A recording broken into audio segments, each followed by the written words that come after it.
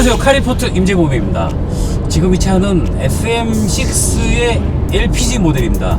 이제 LPG가 일반인들도 살 수 있게 또 최근에 바뀌었죠. 그래서 LPG를 또 시승을 하면서 이 차의 장단점이 뭐가 있는지 한번 간단하게 한번 살펴보겠습니다. 오늘 동성환 기자는 시사원을 장대한입니다.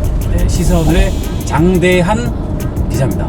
LPG 차, 이게 SM6가 이전에는 뭐 그냥 SM6라 그러면 뭐가 생각나? 그냥 디자인. 워낙 SM6는 인기가 워낙 그 중형 세단의 그 부흥을 이끌었던 대표 차종이기 때문에 그렇지. 우아한 디자인. 텔레스만의 그 SM6만의 이 르노 삼성 차만의 그 앞에 얼굴 아이덴티티를 만들었죠. 만들어낸 그 차지. 기념비적인 모델이죠. 기념비적인 모델. 네. 표현이. SM6만큼 이렇게 잘 뽑아낸 차가 그 전에 있었나 싶을 정도.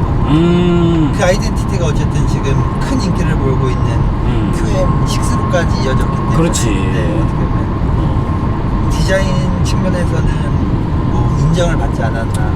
디자인은 참 이뻐. 디자인은 정말 이쁜 것 같아. 이제 실내까지 다 디자인이 그 디자인이 실내에도 좀 적용됐으면 더 좋지 않았을까 싶은데, 이 카메라에 보이겠지만 일명 우리가 말하는 깡통, 제일 낮은 트림이야, 그죠? 엔트리 트림. 엔트리 트림인데, 이 트림이 세 가지 트림이 있는데 지금 가격이 어떻게 해야 되지? SE, LE, RE 트림으로 이렇게 세 개로 나뉘는데 지금 저희가 탄 차량은 2,477만 원. 2,400. 그리고 LE 트림은 2,681만 원. 2,600. 그리고 RE가 2,911. 2,911. 옵션 다 더 넣으면 일단 3,000원 무조건 넘어간다. 넘어가겠죠. 그리고 아까도 타보면서 먼저 말했지만 SM 트림이라서 그런지 확실히 이 센터페시아의 디스플레이라던가 전체적으로 클러스터랑 약간 좀 옛날 차의 감성이 많이 묻어있는. 그치. 최근 차 같은 느낌, 신형 같은 그런 느낌은 없어. 또 이제 이 차는 이게 몇 인치 되나? 7인치? 7인치? 화면이 그 정도밖에 안 될 것 같은데, 원래 8.7인치 그 S링크 디스플레이가 들어가야 되는데 그 부분이 빠지고 이제 다 버튼식으로 들어가 있는 거죠. 어떻게 보면은 SM6를 선택하는 그 소비자들, 고객들께서는 아무래도 그 S링크 그거를 되게 많이 염두해주고 선택 비율이 높은 걸로 알고 있거든요. 그래서 그럼 이 차 엔트리 트림으로 사는 사람이 있을까, 실제로? 제가 봤을 때는 없을 것 같아요. 왜냐면 SM5가 이제 S링크 아닌 모델로 이미 포지셔닝을 잡고 있기 때문에 가성비를 밀어붙이는 모델이 있기 때문에 SM6는 좀 더 그런 옵션 선택에 있어서는 한 단계 고객들보다 높은 수준을 요구하지 않을까. 나 같은 경우도 그냥 나는 차는 무조건 풀옵션. 풀옵션을 사야 이 차가 갖고 있는 첨단 기능이라든가 편의사항을 내가 다 느낄 수가 있고. 그렇죠. 팔 때도 어차피 그 옵션 그대로 산 가격에서 빠지는 만큼 빠지고 즐기고 그만큼 또 팔 수가 있는 거니까. 그렇죠. 감가상각 생각하면 풀옵션이 낫지. 팔기도 습니다. 계기판은 원래는 이제 LCD 디스플레이가 적용됐었는데, 이 차는 근데 이것도 난 나쁘지 않은 것 같아. 그렇죠. 어떻게 보면 아날로그도. 이것도 근데 이제 요즘 신차들은 그 화면에다가 뭐 내비라던가 이런 게 다 연동이 되게끔 그렇지. 세팅이 돼 있는 걸 보면 어떻게 보면 조금 아쉬운 부분도 있지 않을까. 운전할 때 그 시인성을 또 특히 주로 따지는 그런 분들한테 있어서는 왜냐면 이 차종이 뭐 HUD 헤드업 디스플레이 이런 거라던가 그런 게 있으면 좀 수월할 때. 그것도 열선은 있네. 열선은 있고. 열선은 있고. 근데 이제 여름철에는 조금 덥겠습니다. 좀 그건 있어. 지금도 시트가 약간 가죽이 아니라 레자라. 근데 레자만의 또 레자도 괜찮아, 시트가. 단단하고. 이게 시트가 물렁하지 딱 느낌이 그 택시. 택시 느낌이에요. 택시 느낌. 그리고 또 레자면 닦기가 좀 수월하죠. 그렇지. 이 관리가 편하다는 거. 그리고 스티어링도 이게 렉타입 전자식이에요. 또 네. 핸들링도 나쁘지 않고, 그리고 타이어가 이제 17인치라 성차감도 좋아요. 어느 정도 이제 바닥에 놓으면 어느 정도 걸러주고, 타이어에서 어느 정도 걸러주고 올라오기 때문에 그런 부분에서는 나쁘지 않지만, 이 보이는 부분이 좀 약간 그런 게 있죠. 네, 타이어가. 그리고 LPG 차의 특성이라 그러면 LPG 탱크인데, 이 탱크가 르노 삼성이 또 이제 특허권을 또 갖고 있어요. 네. 도너츠 모양으로.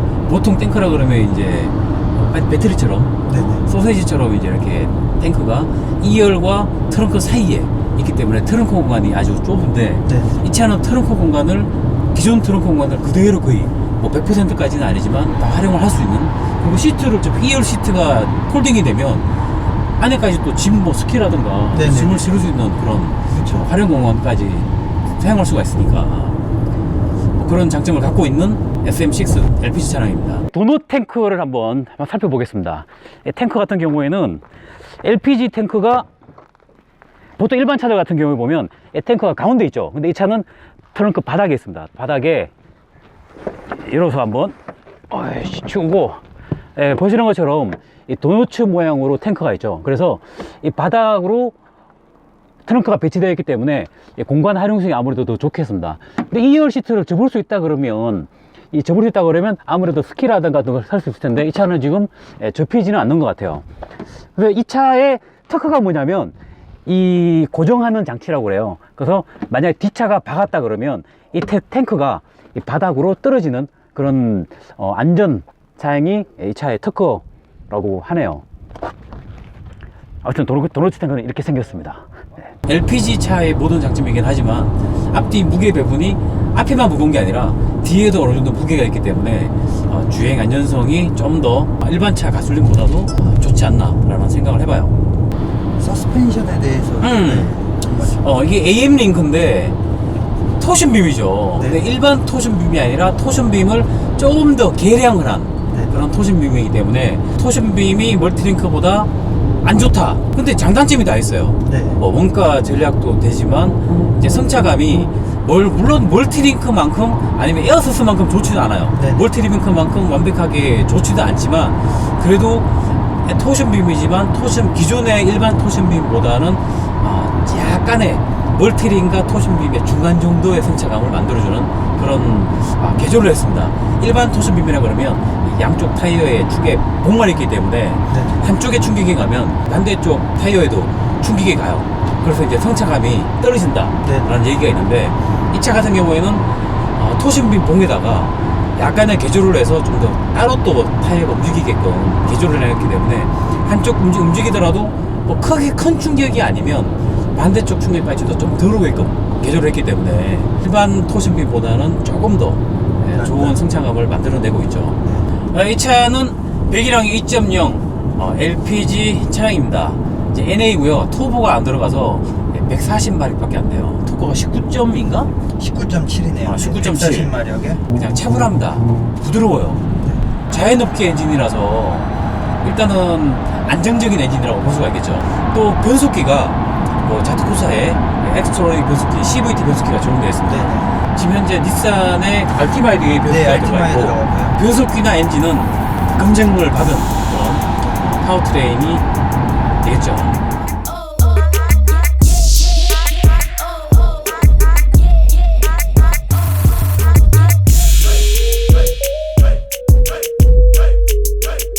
네, 인제 스피드움에 들어왔습니다. QM6 LPG 모델이 스킷에서 어떻게 반응을 하는지 한번 돌아보려고 합니다. 아까와 다르게 이 차는 LPI 풀옵션 RE 모델입니다. 2,900만원대에 판매되고 있는 풀옵션이라 아무래도 타이어가 18인치라 그립력이 좀 더 좋긴 해요. 지금부터 한번 이 차를 성능이 어떤지 한번 보겠습니다. 풀가속으로 밟고 있는데 안 나가요. 차체는 좀 받쳐주는데 140마력이라는 힘이 좀 부족한 그런 느낌입니다. 잘 달리고 있긴 합니다. 이 스포츠 모드가 아닌가? 스포츠 모드 맞는데?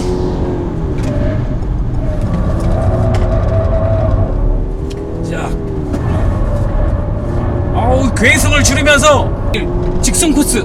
자, 풀가속 140, 145 속도가 안 납니다.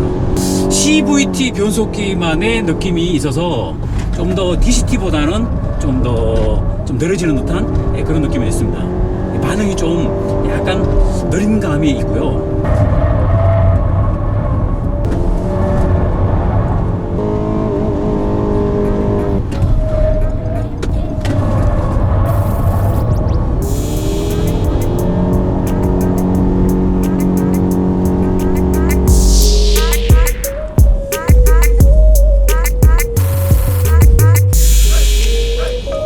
오른쪽 커브에 주의하세요. 인제 스피드움에서 스키 주행을 해봤는데 스킬에서는 정말 극한을 달리기 때문에 이 차의 한계점을 정말 느꼈다는 생각을 해봅니다. 한계령을 넘어서 일부러 와인딩길을 가고 있는데 지금 이제 이 상태의 느낌에서는 이 정도면 뭐 나쁘지 않은 그런 네네. 주행감. 연속 커브에 주의하세요. 코너링 성능도 스티어링이 렉 타입이라서 이 반응도 잘 오고 네. 그 대신에 이제 뭐 CVT와 엔진 출력 LPG 엔진이라서 반응이 살짝 느린 부분에서 이 정도면 일반적인 주행에서는 정말 충분한 가성비, 충분한 성능을 보여준다 라는 생각을 해봅니다. 사실 조금 이제 한계령 접어들면서 오르막 오르니까 발진이 더뎌지고 엔진 배기음이 실내로 많이 유입되는 그런 느낌은 확실히 좀 커지는데 아까 서킷을 돌아봤잖아요. 서킷에서 이 차의 그 극한 성능까지 몰았을 때 그 성능을 체험을 했기 때문에 지금 이 정도는 그냥 괜찮은 것 같습니다.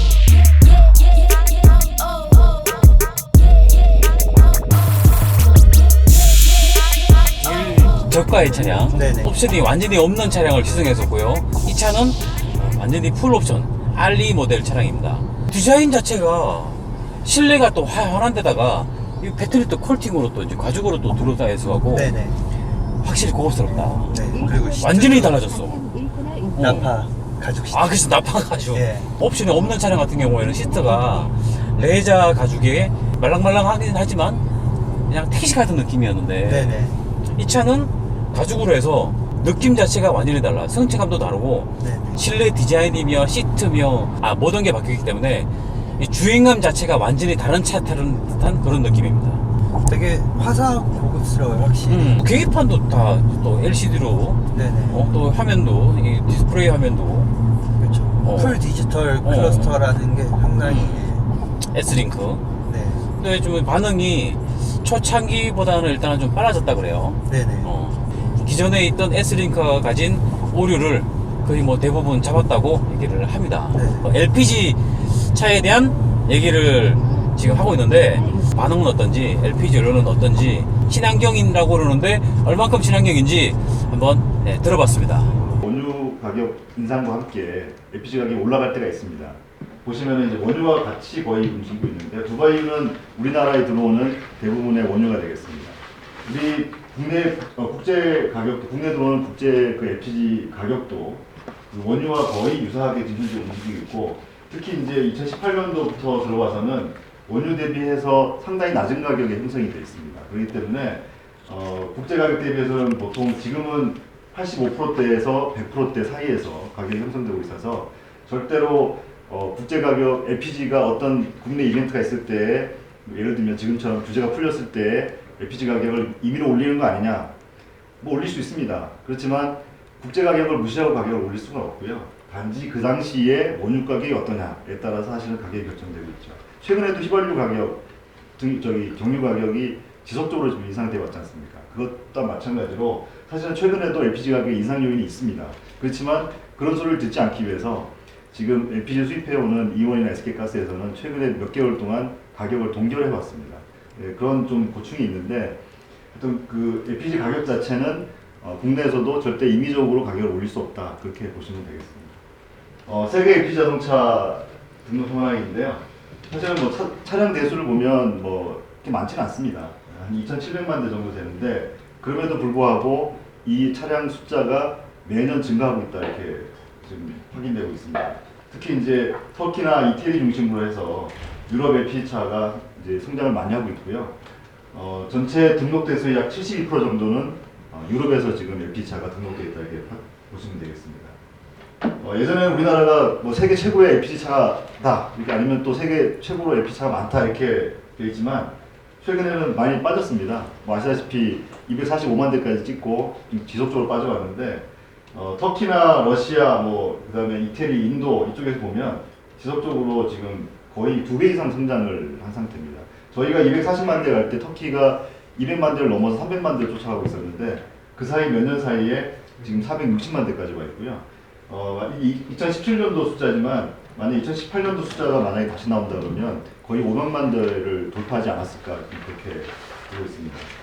그러니까 LPG 연료가 어떻게 인정되고 있냐면 대체 연료라고 해서 알터너티브 퓨얼이라고 해서 그 청정 연료로 해서 인정을 받고 있습니다. 그래서 지금 그 세금도 낮게 부과하고 우리나라도 지금 로우 에미션 존, LEG 존을 운영한다고 하지만 실제적으로 운영이 잘 되지는 않고 있습니다만 외국에서는 거기에 진입 금지 대상에서 제외시켜주고 또 뭐 사례에서 볼 수 있겠습니다만 상당히 그 청정 등급에서는 높은 평가를 받고 있어서 LPG차의 보급이 유럽 위주로 사실은 많이 이렇게 보급이 되고 있습니다. 미국도 저기 지금 사진에 나와 있습니다만 어린이들이 배출가스를 통해서 건강에 유해한 부분들을 좀 막자라는 취지에서 스쿨버스가 대부분이 프로판가스를 쓰는 LPG를 사용하고 있습니다. 그만큼 미국에서도 성능연료를 인식을 해주고 있고요. 이 아시아 쪽에서는 사실은 우리나라가 우선 뭐 선두를 지금 달리고 있긴 하지만 대부분은 택시 위주로 해서 대중 그 운송 수단으로서 LPG가 깨끗하기 때문에 LPG를 사용하게끔 하는 그런 정책들을 현재 펴나가고 있습니다. LPG 자동차의 친환경성 같은 경우에는 이미 뭐 많이 들으셨을 겁니다. 질소산화물 같은 경우에는 경유차 실제 도로를 할 때 한 90%, 93분의 1 정도밖에 되지 않았고요. 사회적 비용을 다 따져봐도 LPG는 한 240원대 정도밖에 안 됩니다. 그래서 연료 세계 그 화석 연료 중에서는 제일 저렴한 그리고 환경적으로는 제일 우수한 연료가 되겠고 차가 되겠습니다. 오염 배출량도 보시는 바와 마찬가지입니다. LPG 차 모델입니다. 왼쪽 두 칸이 되겠는데 대부분 이제 단종이 됐고 최근에 이제 신형 소나타가 나오긴 하고 SM6도 3월 26일부터 출시가 돼서 지금 아주 좋은 반응을 얻고 있다고 알고 있습니다.